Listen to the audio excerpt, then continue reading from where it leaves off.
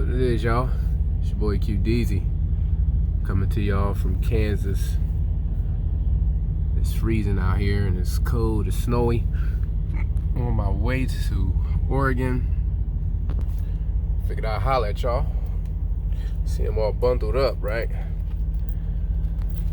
Get ready to go up here in this pilot and get me some something hot to drink, that is. So I wanted to talk about efficient long haul and how I book my truck. Starting the year out, and there is a difference, but we're just gonna talk about how I do it. Efficient long haul. Let's talk about it. Stay tuned.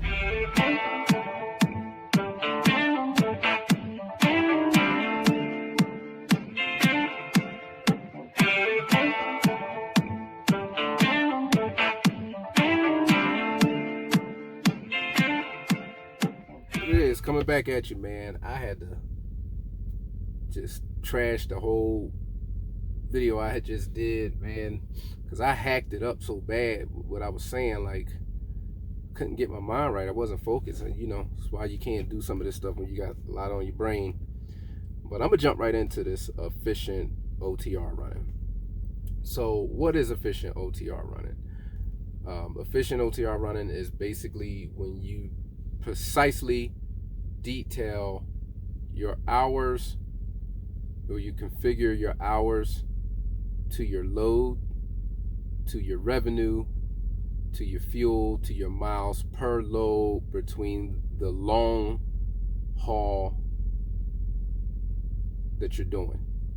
Like, you literally tailor everything to that load to compile a series of loads for a number of weeks. This generally is going to apply to owner-operators and people with their own authority, people that's booking their own freight, or whatever the case may be. And basically, to just jump right into it, I'm going to go ahead and just kind of get into the way I did this particular load, because this was pretty much how it goes. I generally run efficient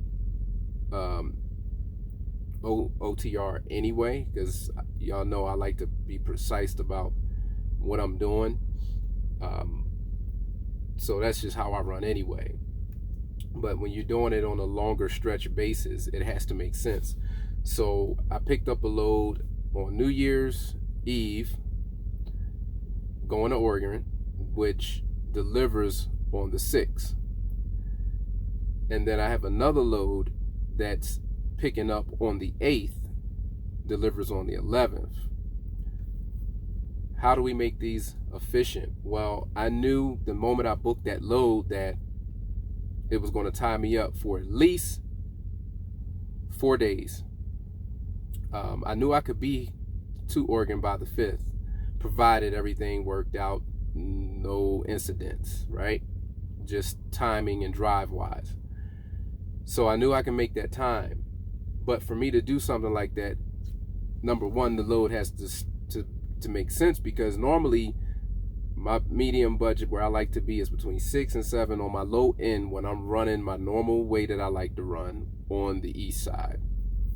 Now, this particular load, I couldn't pass it up because it was paying just over $9 grand to run out to Oregon, 2,800 miles, something like that. And I had to do it. I knew that it was more than what I needed for my normal week, so that was good. It's the first week of the month plus, and I knew I can get there by the 5th. Now my second load picks up 14 miles from my delivery 2 days later on the 8th, but it don't pick up till 1. So now I have my time to, when I get there, Oregon, shut down by 1 p.m. the 8th is when my load picks up. I'll already had done my 34 reset. My second delivery picks up 14 miles away, going into right near Colorado Springs, about 1,200 miles. that load's paying $5,500. So come Tuesday, the Tuesday right after I deliver my load,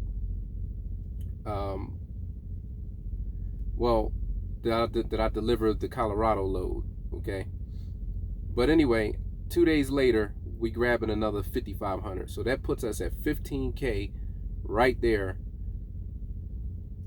in technically a week, right? And then I'm going to knock that Colorado load off in about 2 days. So it delivers on, again, it delivers on the 11th, which is a Tuesday. I'll have hours and I'm still at the top of the week. Now, it's fair to say that we know that we can get another load in from maybe 2 from Colorado, take me all the way in. You know, I can get something to get me into Illinois, Indiana, you know, Ohio, and then, you know, bare minimum $5,000, low end $3,000, okay? But even at $3,000, for the sake of the conversation, we know we can get a load for $3,000 easy, going back that way at $3,000. That'll put us at 18, right? For the sake of conversation, 18. But I know damn well I can grab, you know, an easy $4,000 load anywhere from Indiana, Illinois, going back into Florida for a Monday delivery. So 15, we're gonna say 16, 17, 18, 19, 22, you know. But if I look up and get the 5 for the first load, it's fair to say we'll have 20, you know, easy 25. Okay. I plan to fuel out for 1,800 coming out here, and I planned 1,800 to get back over to that east side that I want to get on. The Colorado, the Oregon to Colorado load, I'm not really going to burn too much of that. It's about 1,000 miles, so I figured another couple $100. But I'm already under for the load going to Oregon, because I'm only going to be roughly now about 1,500, so I actually will be about $300 under, and that is before my fuel discount. So I budgeted 18 before my fuel discount, and we're already only going to be at 15. So if we factor in that extra $300 for the little $1,200 mile I'm going to run, we'll say 18, right? But even at, if both loads were $4,000, if I've spent $4,000 in fuel, I'm going to still net a profit to the truck, still somewhere in the ballpark of 19K for the course of over roughly 3 weeks, right? That's efficient. That's how you run efficient. The time has to be right. I'm not rushing between the loads. And this first load, I had technically 6 days to get it here. So I cruise 62 miles an hour pretty much all the way here, 65. Every now and again, I think I might have tapped 70 once, but I ran 60 because I normally run about 63, 1,300 RPMs on my truck. So my fuel was looking lovely, and that's how I run when I have time like that. So, and then I can sit down, I relax, I shut down. Like now I'm shut down. I shut down at like 3 o'clock. Yesterday I shut down at 4 o'clock. But I start early. I get up at about 4 o'clock, 5, and I'm running. I'm gone. So I can shut down early. Not have to worry about parking. All this translates into being able to be efficient, because if one thing goes wrong and you start rolling behind, then you kind of start rushing in between, and you don't want to be rushing and racing your truck. You want to drive the truck and enjoy the truck, right? So that's what we want to do. Both loads were light loads. If I didn't say that, the loads were 20,000 pounds a piece. This load I'm under now is nothing but toilet paper. I forget what the second load is, but I know it's 20,000 pounds. I remember that much about it. So when I deliver that load on the 11th, I'm going to find me something from Colorado on that Tuesday, or at the latest Wednesday, it'll get me that I can deliver by Friday. Excuse me. make another 3 to 4,000, 5 if possible, and then pick up something that Friday to carry me through the weekend back to Florida. And then I'm taking the last week off. We should be able to end the week, like I said, well over 25K. That's how you make long haul make sense.